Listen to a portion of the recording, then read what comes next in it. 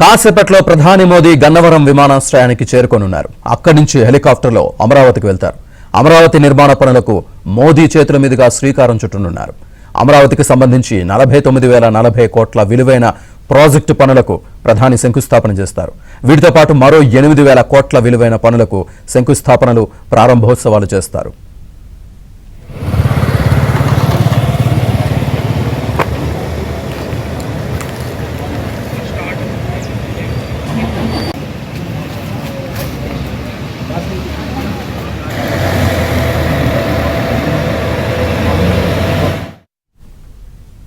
మొత్తం 57,962 కోట్ల ప్రాజెక్టులకు ప్రధాని మోదీ శంకుస్థాపన, ప్రారంభోత్సవం చేయనున్నారు.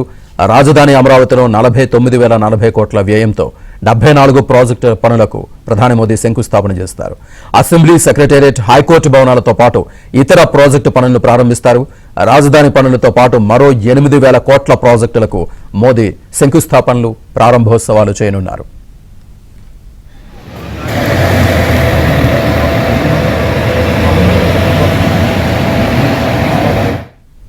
1,459 కోట్లతో కృష్ణా జిల్లా నాగాయలంకలో డిఆర్డీఓ చేపట్టే క్షిపణి ప్రయోగ కేంద్రానికి, 100 కోట్లతో విశాఖలో డిపిఐఐటి చేపట్టే యూనిట్ మాల్కు ప్రధాని శంకుస్థాపన చేస్తారు. అలాగే 293 కోట్లతో Guntakal west Mallappa gate railway over bridge నిర్మాణానికి, 3,176 కోట్లతో ఎన్హెచ్ఏఐ చేపట్టే 6 జాతీయ రహదారుల ప్రాజెక్టులకు ప్రధాని శంకుస్థాపన చేస్తారు. 3,680 కోట్లతో నిర్మాణం పూర్తి చేసుకున్న 8 జాతీయ రహదారులను ప్రధాని ప్రారంభిస్తారు. 254 కోట్లతో నిర్మించిన 3 రైల్వే ట్రిప్లింగ్, డబ్లింగ్ ప్రాజెక్టులను మోదీ జాతికి అంకితం చేస్తారు.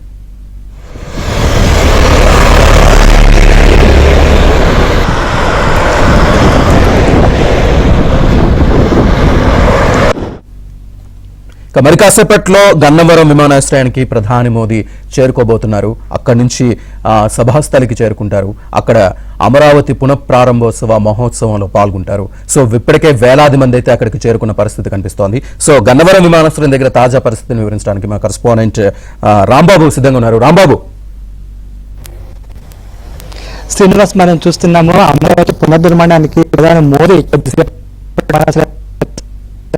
ప్రస్తుతం కేరళలోనే గన్నవరం దగ్గర నుంచి బయలుదేరి అమరావతి బయలుదేరి వెళ్తారు. ఆయన షెడ్యూల్ ప్రకారం అయితే మధ్యాహ్నం 2:50 ప్రధాని మోదీ గన్నవరం విమానాశ్రయానికి వస్తారు. అతనికి ఇక్కడి నుంచి బయలుదేరుతారు.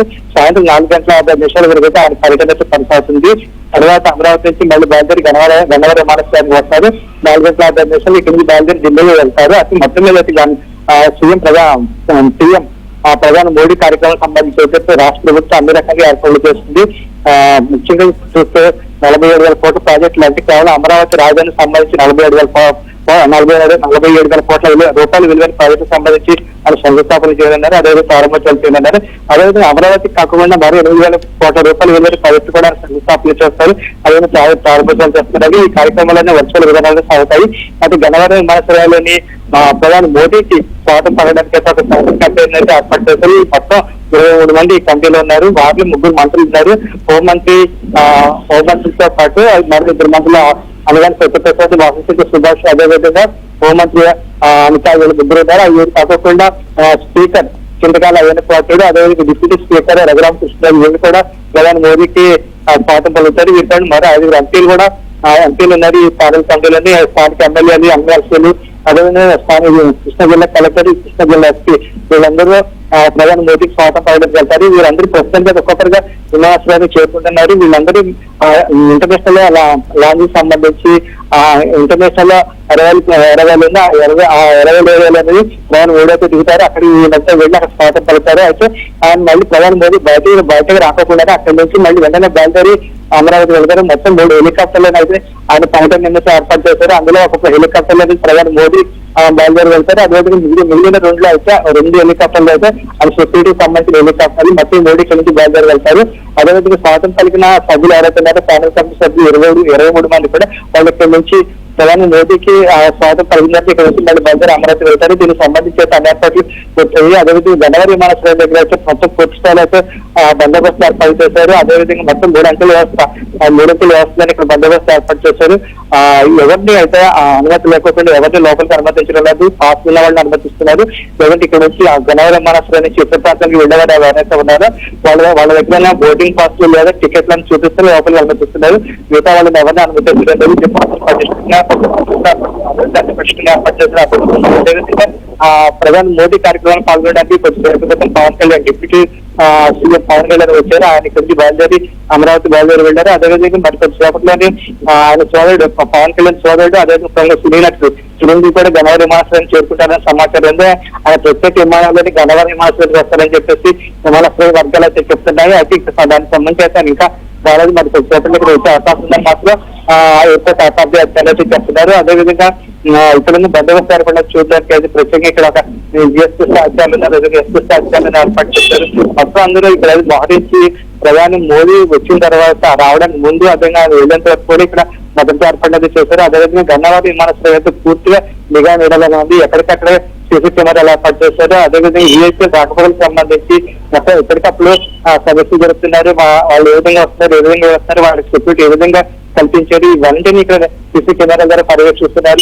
లోపాలు ఉంటే మాత్రం వెంటనే సరిదిద్దడానికి కూడా ఏర్పాటు చేశారు. అదేవిధంగా లోపలికి అనుమతించలేదు. కొంతమంది బీజేపీ నాయకులు మాత్రం లోపలికి అనుమతించారు.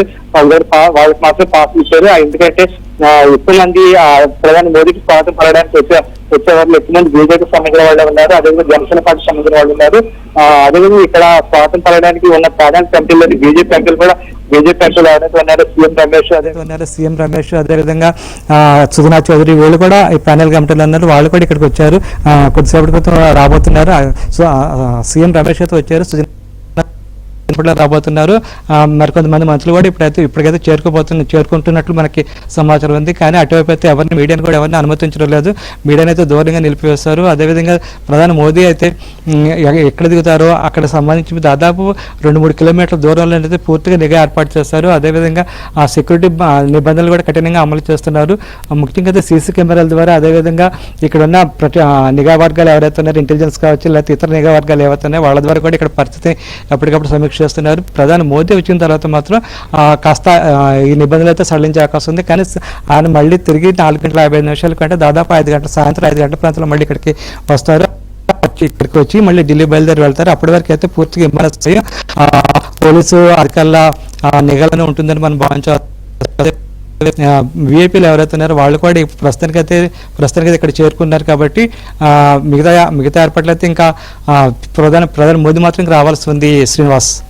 Right, thank you very much Rambo.